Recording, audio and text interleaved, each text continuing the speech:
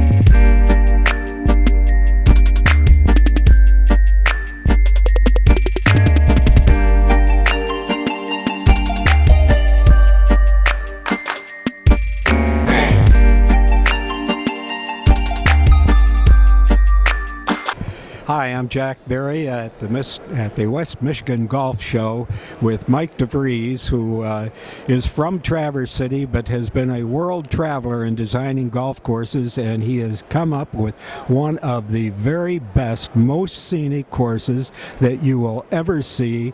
I see it in magazine pieces and all the big magazines, and it's on Tasmania, way down between the Indian Ocean and the Pacific Ocean, below Australia, and it's called Cape Wickham Golf Links. Right, Cape Wickham.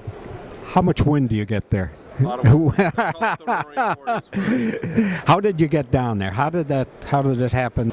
Well, it's a unique place, King Island, which is halfway between Melbourne and then mainland Tasmania, it's a part of the bureaucracy of Tasmania, the state of Tasmania. But Darius Oliver, who's an Australian writer and has done Planet Golf books, you may have seen those, Planet Golf USA.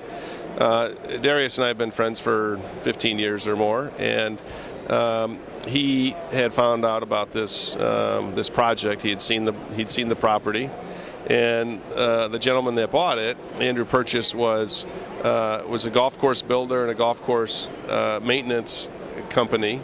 And he'd built golf courses all over Australia and Asia and the Middle East, and a lot of really good stuff. Jack Nicklaus and big world designers. But this was just such a special property that he bought the property with the idea that this has got to be a golf course. It's that good. But he didn't necessarily want to be a golf course owner. So he had talked with Darius, and Darius was doing some consulting for him, and had mentioned my name, and Andrew didn't know me, and so who's this Mike DeVries guy? And so he told me about him, and so Andrew had me come down and for a couple of weeks to try and a short trip.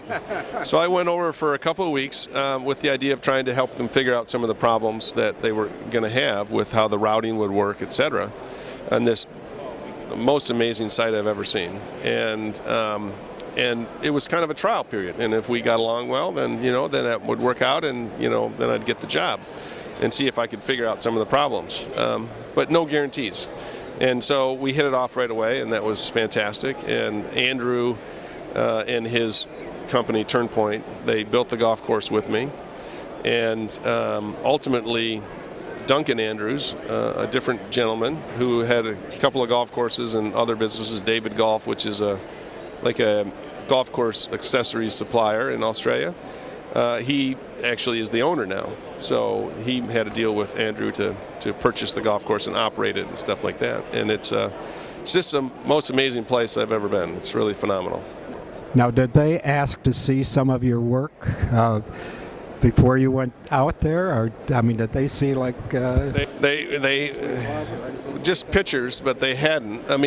Darius, my friend, he was very familiar with that, and had vouched for me. So thank you, Darius.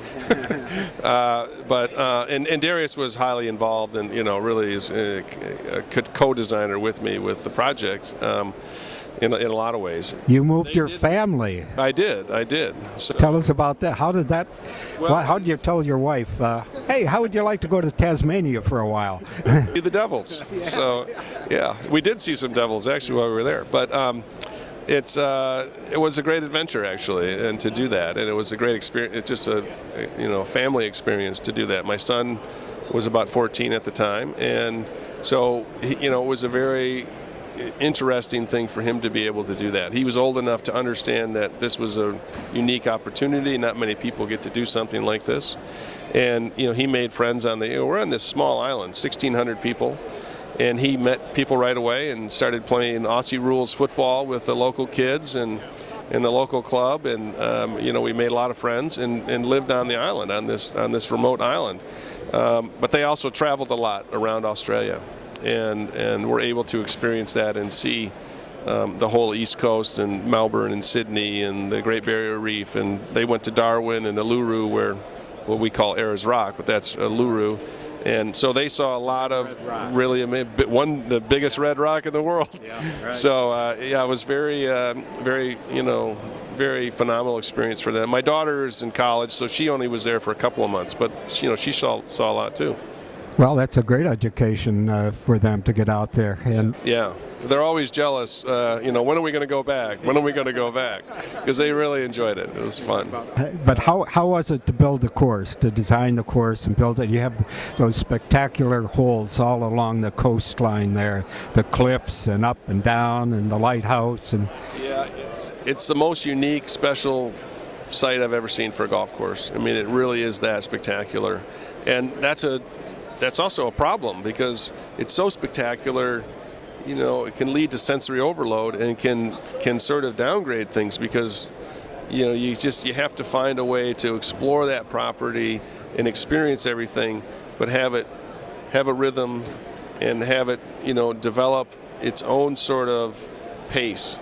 And how do you take that down to a human scale when you have this massive ocean and this very diverse coastline, and you have a lighthouse, which is the tallest lighthouse in Australia, 157 feet, which dwarfs all the lighthouses in Michigan, and we've got a lot of them. So that's really pretty spectacular, and to have that there right next to the golf course, literally about 150 yards off the 15th hole, was something to try and to figure out and to make it work, and it does work, which is great. Guys kill to have coastline like that. To see you think of Pebble Beach over here, and how many coastline courses do we have here? Not very many. Yeah. Ireland, of course, it's all the way around the island, sure. But not even Ireland. The courses that I can think of are like the pictures that I've seen of that course in Tasmania. So you talked about rhythm a lot. Explain rhythm. What does rhythm mean to you? Well, think about like if you go on a hike. There's a pace to that. Some hikes are hillier than others and things. And in golf, if you're walking, not riding a golf cart, the way the game started, there's a pace to that. There's a human scale to that. And golf has this rhythm, tee shot, landing area, hit it on the green, putt, walk to the next tee, start. You have 18 sequences that you're doing. And more important than even maybe, one spectacular great hole and 17 bad holes is how does all of that interconnect, because they're all related. And if you have huge transitions from one green to the next tee, you better have something that's really spectacular to look at or to experience. So like Cape Breton Highlands up in Nova Scotia, which has some really long transitions, but you're traveling through a national park and you're sort of experiencing a lot of different things while you're doing that. So it's more than just the golf. So in the case of Cape Wickham, we have the most diverse coastline I've ever seen. So we have cliffs that are 40 or 50 feet tall.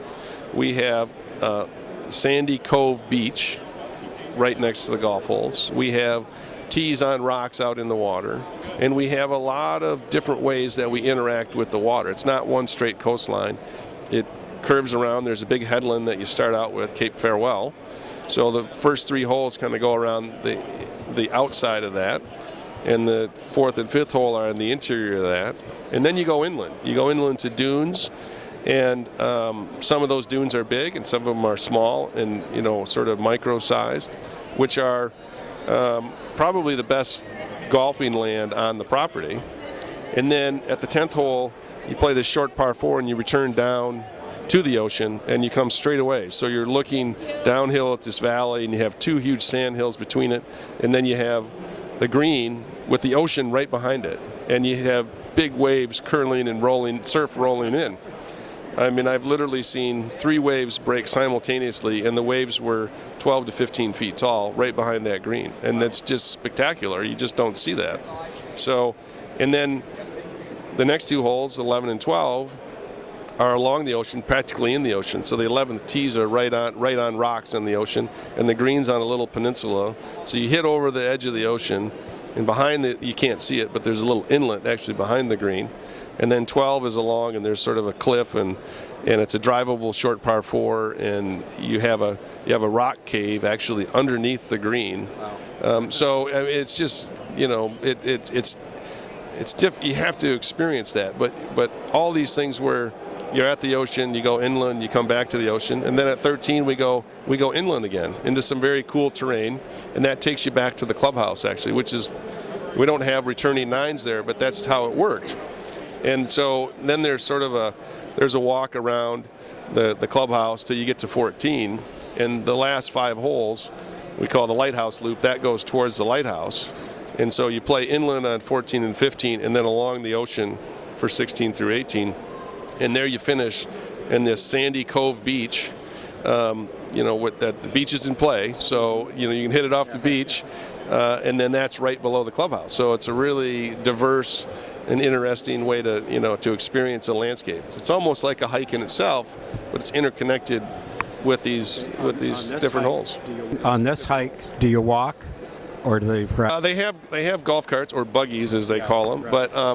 but walking would be the preferred route, because it's true links golf. It's all fescue grass on sand, so to really, you know, to really feel that salt air, you want to be walking it. Now, where do the people come from who are going to play there? All over, I mean, internationally, but a lot of the golfers will be from Melbourne and Sydney. Australians it's a very big golfing community, and, you know, active, and so that's going to be the majority of the play, I would think. Just like Barnbougle Dunes, which is on mainland Tas, that's been a very successful. There's 2 golf courses there, one by Tom Doak and one by Bill Coore and Ben Crenshaw. So that's a very successful resort. Man, they got the triple there. They got Doak, Crenshaw, Coore, and you. Let's get the order right there. Let's see, did I do that alphabetically or how? Well, yeah. Well, I guess Crenshaw and Coore goes ahead. I'm in the middle, and Tom's last, I guess, isn't he? We're all, you know, we're only to the 4th letter of the alphabet. That's pretty good. We've been talking to Mike DeVries, who designed one of the most beautiful golf courses that you've ever seen, and you have to look at it. We'll show you some pictures, and you can go on the website at CapeWickham.com, isn't it, or Cape Wickham? .com.au. Yeah, right. Search Cape Wickham, you'll find it. Yeah, it's spectacular. Nice job, Mike. Thank you.